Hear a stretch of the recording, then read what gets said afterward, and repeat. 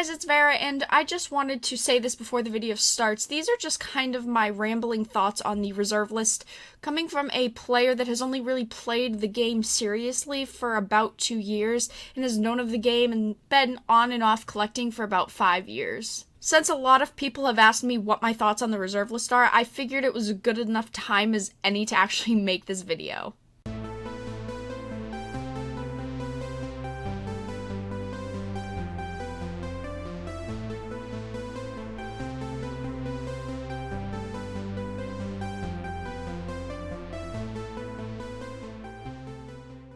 The reserve list was a response to a problem that Wizards had to answer in Chronicles. That problem was that they took cards from sets like the Dark and Legends and reprinted them, and it completely bottomed out the market, angering out collectors that sunk a ton of money into these cards. So their answer was to create the reserve list, and was a list of cards Wizards said that they would never reprint. So where does that leave us today? The reserve list has made a huge financial impact on Magic. It's important for collectors and speculators because it gives them confidence that their investment is protected by Wizards. It means that the reserve list is not just a promise, but also represents Wizards' credibility to keep a promise to collectors that their value they've invested will never go away. It's the first of such promises, and really one of the only types of this that Wizards of the Coast has made. Now, if Wizards of the Coast were to break this promise, they would never be able to go back on that. If a crisis in the card game ever happened again, they would never have any clout whatsoever to introduce a fix to stop whatever that crisis was. People with $100,000 in Magic in one day could have $100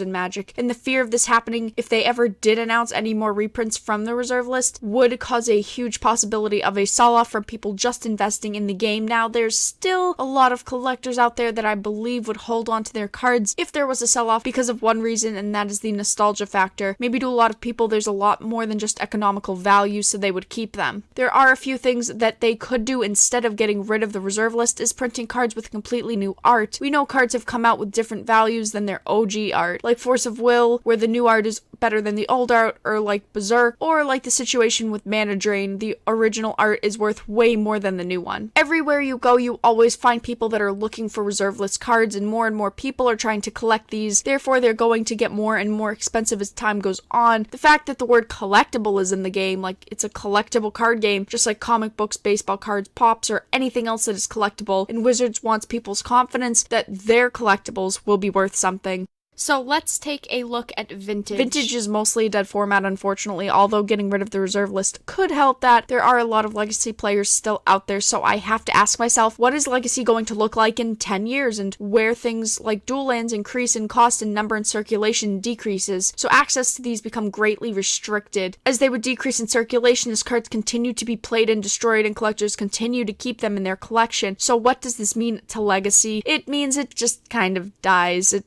means it enters into the realm of what Vintage is today, and we all know how sad that is. It will be delegated to only a few that still have these cards. Maybe Wizards and the players just need to accept this fact and accept that eventually Legacy won't be a format anymore. There just won't be a Legacy, and that Magic itself just needs to move forward and let Legacy and Vintage be history. It needs to just let them be Vintage and a Legacy. Yeah. All while keeping their promise. An alternative to this could actually be something from a design perspective. Maybe instead of getting rid of the reserve list, we could just print cards that are very similar to the cards on the reserve list, say adding a legendary or snow subtype. Sure, it's not as good, but it's close. Or creating a card that's actually better, like a dual land that could come into play and give you 1 life or something along those lines, but that's pretty far-fetched. I can't say enough that if the availability of these cards doesn't increase somehow, Legacy will die, and allowing people to play these formats and have easier access could definitely bring in more players, and again would deny the credibility of the back market. Now, there's some issues of the legality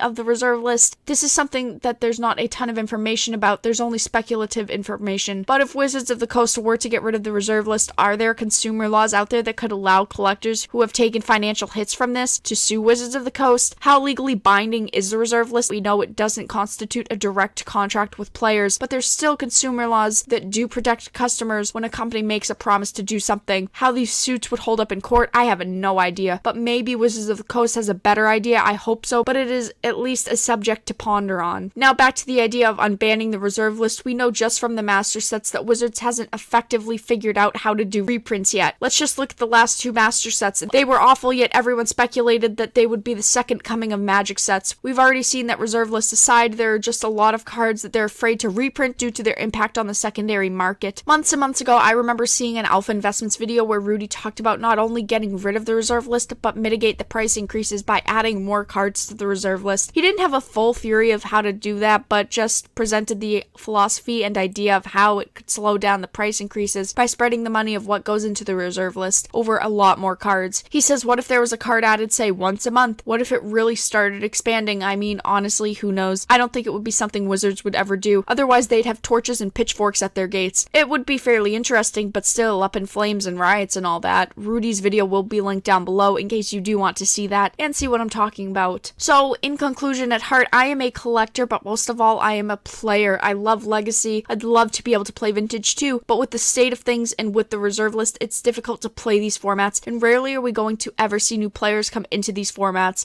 I would love Legacy to become even more popular so that the player in me, just the player, says get rid of the reserve list. Let's bring more people in, but is there really a solution to any of these problems or to the reserve list? No, I don't think that there is. I think that it should be gone, but I understand the financial and credibility consequences for Wizards. I don't think Wizards will ever get rid of it, but I also think that they'll never institute anything like it ever again. These are just my thoughts and analysis on the reserve list. I'd like to know how other people feel about it, so comment what you think should happen with it down below.